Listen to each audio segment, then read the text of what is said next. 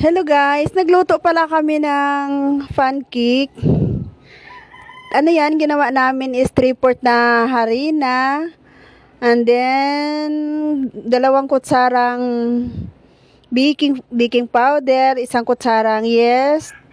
Yun, hinalo-halo namin para mag-mix siya. Then, nilagyan din namin ng 2 suwak na Bear Brand para magmalinamnam ang lasa niya nun.